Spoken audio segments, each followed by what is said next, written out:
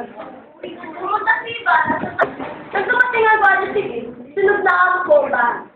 Matapos naman nakabuluang malaga, nahuli ng mga sibil at sinasabing may katotohanan na lahat. Sinasabing si Ibarra ang leader. Isa sa mga rebelde na iyon ay si Tarcillo. Dalhin mo nga dito ang tulisan na si Tarcillo.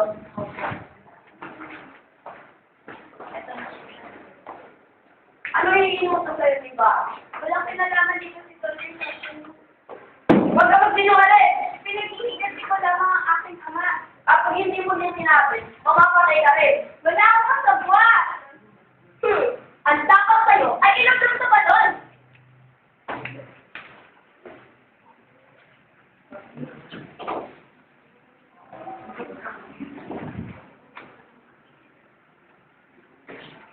Patay na si Tarcillo.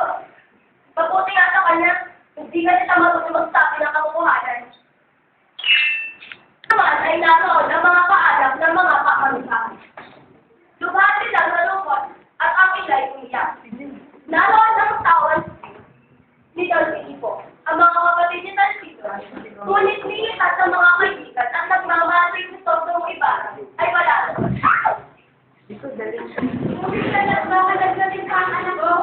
Iniisayin ko makita si Filipo. Filipo! Huwag ka namiyak, Boray! Filipo! Mga ere-ere! Magkakaroon ng lahat ng ito! Mga ere-ere! Kumpare!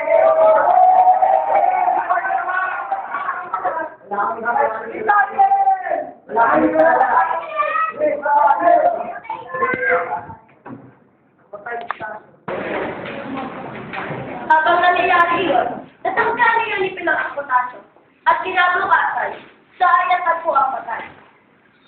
Isang talo-talo ang naganap sa tahanan ni Kapitan Sago. Pinag-uusapan ng mga panahuli ng balita tungkol sa pagdakipig ni Totong Ibarra. Kasabay nito, ang balitang itakakanda si Maria Clara sa kasinan si Alfonso Sinari. Ang malungkot na dalaga ay nagtungo sa azotea at pinagmasdan ng sila.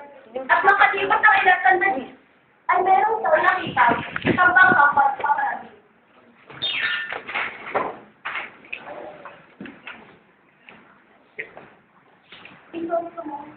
Marco, sinulungan ako nila sa kasama. Hindi masama ang loob ko sa'yo. Ako dapat patawarin mo. Kailangan ko balik sa'yo. Dito.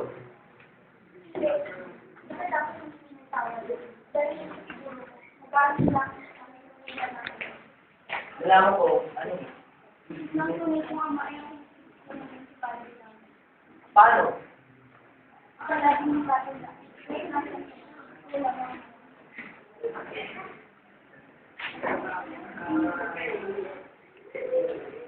Kailangan ko na paalam. San Diego, upang mabuhay ng tahimik. Sa isang kaibigan sa Mandaluyong, sa pagkatapos, upuan kayo ng bansa at pamumuhay ng lupa. Wala kang, hindi ka tumamalahan at mapulit ang tayo. Para sa iba, para makabawi ako sa lahat ng ginawa ng mga linulong sa'yo at sa mga tulong na ibigay sa akin. Kaya papalating, magsama ko sa mga mo.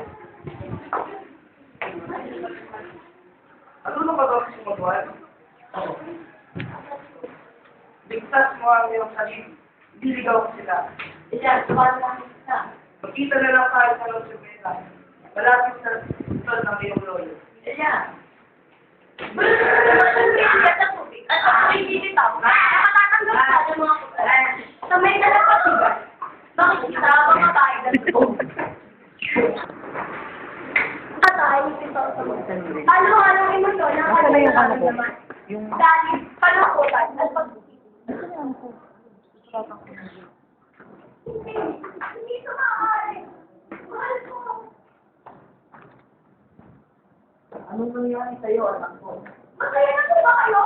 Anong ibig mo sabihin? Wala na! Kasi natigil ako. Wala na kakahal ko. Ngunit, Hindi ko mahal si Alfonso at hindi ako magpapakasal sa kanya. patawarin mo ako, Iha, kung namimasok mo sa mga idealistic sa mo. Patawarin mo ako. Magpupunta na lang ako.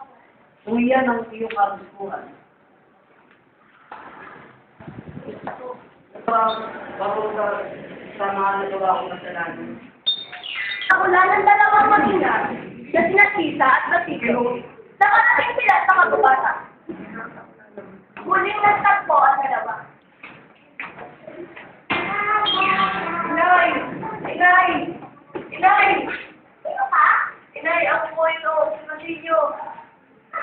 Ikaw? Ikaw, ako na eh. Inay, ako po ito, anak niyo. Trabaho? Hindi. Hindi. Masilio! Anak ko! Ako nga po, Inay. Inay! Bakit yung Inay? Inay! Inay!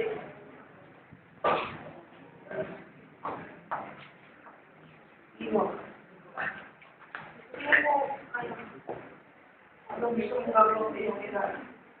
Gusto ko sa siyang Pilipin. Kaso nga lang, wala kami pera. Mga nalaman ng panggatong at sunugin ito. Kaya sabi ako, mamatay. Sunugin mo ang amin at gawan, magkabag ako. At kunin mo ang pera, doon sa mga amin. Mahal ko niyo. Ang hindi na kaya ang pag-asa atal sa aking bayan. Ng buhay ni Crisostomo Ibarra Imagsali sa'y nasa kawalan niya. Wala nga namang balita ang nakuha tungkol sa nangyari sa kanya. Ang kanyang tunay na pag-ibig na si Maria Clara ay hinaharap ang amo ng buhay bilang isang monga sa kumbento. Nakulong siya tama patutuming mga kaway ni Padre Padre na siyang naghihintay maging ang kinalakihan ng mga ama ni Maria Clara na si Kapitan Cago ay nagpaliwanagan sa buhay ng buhay. At ang tunay nitong ama na si Padre Damaso ay natampuan na lamang ng patay sa kanyang buhay. Ang mag-asawang Espadanya ay magkaiba ng kinahatungan. Naging maayos ang kalagayan ng Doña Victorina. Ngunit si Don Tiburcio ay tila wala ng silbiang buhay. Ganoon din ang kinahatungan ng dalawang mag-asawang Doña Concepcion at Aman Perez. Naging maganda at mataas ang pupito ng Teniente. Iniwan ng asawang si Consolacion na lubhang ikinalungkot ang pagkawala ng asawa. Ang mga taga-San Diego ay nagpatuloy ang buhay habang ang iba'y sigurado makikita sa dalawang lugar, sa langit o di kaya'y sa impyerno. Sa pagtatapos ng nobelang ito, naway nag-iwan ito ng aral sa inyong mga puso. Hindi man tayo maging tulad ni Ibarra o di kaya ni Maria Clara, patuloy nating mahalin ang ating bayan. Mabuhay ang ating bansa, ang ating minamahal na bansa. Salamat po sa inyong pakikinig.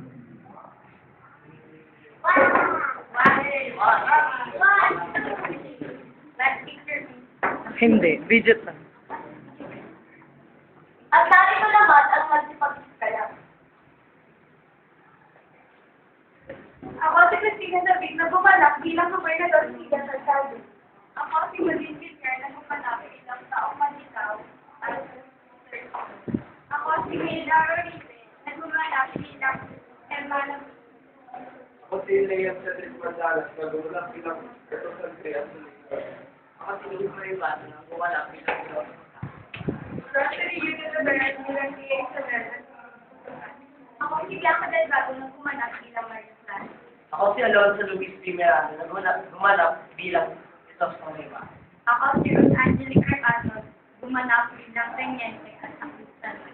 Ako si Jose Biliguan na gumanap bilang Pedro Juan, Kapitan Serrano at Don Ako si Lira J. Capino na gumanap bilang Bernadette Tanemis na gumanap bilang utos sa mga gato. Lady Shirley Plano, gumanap sa Dore at asawa niya. Ako naman si Leila Grace, D.R. Talentino na gumanap bilang Padre Isabela, Don Filipo at Sina. Ako naman si Gabriela na gumanap bilang Ako naman po si Oh.